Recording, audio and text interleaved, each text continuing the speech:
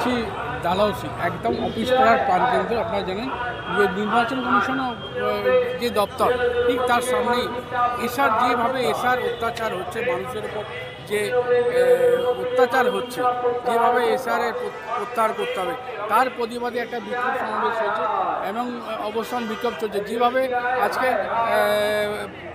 অমানবিকভাবে BJP অত্যাচার করছে এবং যেভাবে মানুষ মারা কল হয়ে যাচ্ছে। আজকে আপনারা জানেন যে যেভাবে নোটবন্দি থেকে শুরু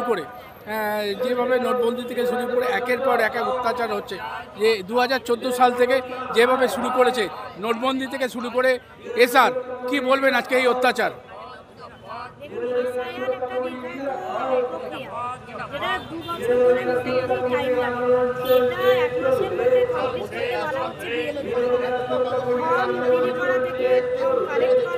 তারপর সেগুলো আপডেট করা, ডেটা এন্ট্রি করা,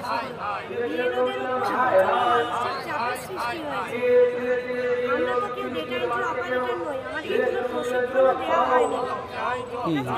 তারপরেও আমাদেরকে বলা হয়েছে ডেটাগুলো এন্ট্রি করতে। এখানে অনেকের কাছে অ্যান্ড্রয়েড ফোনও নেই, অনেকে বয়স্ক, অনেকে অ্যান্ড্রয়েড ফোন ব্যবহার করতে জানেন না। তাদের উপর এতটাই মানসিক চাপের সৃষ্টি হচ্ছে যে কয়েকজন বিয়েতে মৃত্যুবরণ করেছে, এটা সবাই দেখতে পাচ্ছে। আমাদের কাজ শেষ করার জন্য একটা বিশাল পরিমাণ মানসিক প্রেশার দেওয়া হয়েছে। না আমরা শেষ করতে পারলে আমাদের ফোকাস করা হবে, আমাদের চাকরি প্রবলেম হতে পারে, এইগুলো বলে আমাদেরকে ভয় দেখানো হচ্ছে। কিন্তু ইসিআই যে অ্যাপটা, যেটা ডিজিটালাইজেশন হচ্ছে, সেই অ্যাপটারই সিস্টেমেটিক অনেক আছে। দুদিন আগে 18 ঘন্টা অ্যাপ থেকে আমরা কাজ করতে পারিনি, তাহলে এর জবাব তো ইসিআই দেওয়া উচিত। আমরা যে ডেটা এন্ট্রিগুলো করছি, অনেক মানুষ আপডেট পাচ্ছেন না, এর জবাব আমরা কীভাবে দেবো? আমাদের শো করছে আপডেট হয়ে গেছে, কিন্তু তারা আপডেট হয়েছে কিনা দেখতে পাচ্ছেন না। এই সিস্টেমেটিক ভুলটা তো বিএলওরা জবাব দেবে না, এর জবাব কিন্তু ইসিআইকেই দিতে হবে। এটা মনে হয় যে কোথাও একটা অত্যাচারের একটা সীমা দেখা যাচ্ছে। মাত্রাধিক অত্যাচারিত হচ্ছে আমরা, প্রচণ্ডভাবে মানসিক বিপর্যস্ত হয়ে পড়ছে। এর আগে আমরা দেখেছি যে সিএ এনার্জি ছিল এবং নোটবন্দিতেও অনেক মানুষ মারা গেছে। এটা একদম প্রি প্ল্যানিং, কি বলবেন? সেটাকে যদি এক মাসের মধ্যে শেষ করার একটা প্রবল চিন্তা আমাদের সাথে আজকে উপস্থিত আছে মুর্শিদাবাদের আমাদের সহকর্মী বিএলও, উনি মারা গেছেন শুধুমাত্র এই কাজের চাপে। ওনাকে প্রতিদিন দিতে হবে।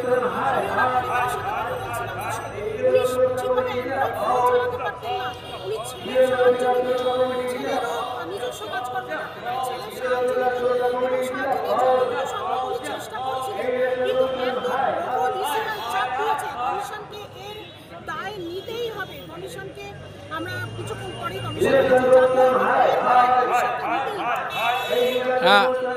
এটাও যেন কোথাও একটা অত্যাচার মনে হচ্ছে, তাই তো?